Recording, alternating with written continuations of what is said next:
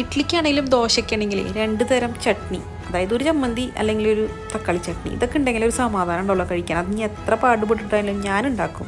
എൻ്റെ അമ്മ ഉണ്ടാക്കാറുള്ള ഒരു തക്കാളി ചട്നി ആട്ടോ അത്. 3 തക്കാളി നമ്മൾ എടുത്തിട്ടുണ്ട്. നല്ല നാടൻ വെളുത്തുള്ളിയാണ്, ചൈനീസ് വെളുത്തുള്ളിയൊന്നുമില്ല. അതൊരു 10 അല്ലി ഒന്ന് വെളിച്ചെണ്ണയിലിട്ട് ഒന്ന് മൂപ്പിക്കുന്ന നേരത്തെ നമ്മൾ അരിഞ്ഞു വെച്ചിട്ടുള്ള 3 തക്കാളിയും കൂടി ചേർക്കണം.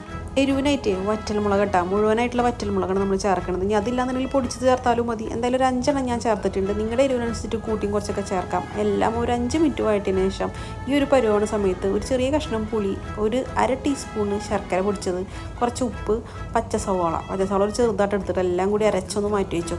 സവാള വഴറ്റിയെടുക്കേണ്ടതെന്ന് വെച്ചാൽ വേണ്ട കേട്ടോ. അതിൻ്റെ പ്രത്യേകത അതാണ്. പച്ച സവാള നമ്മൾ ചേർത്തരയ്ക്കുക.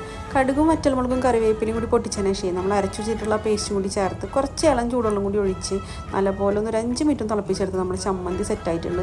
ആ പച്ച സവാള അങ്ങനെ ചേർക്കുമ്പോൾ പ്രത്യേക സ്വാദാണ്. ഇനി നിങ്ങൾക്ക് അങ്ങനെ ഇഷ്ടമില്ല എന്നുണ്ടെങ്കിൽ വഴറ്റിയിട്ട് ചേർക്കാം. എന്തായാലും നമ്മുടെ ചമ്മന്തി സെറ്റായിട്ടുണ്ട്.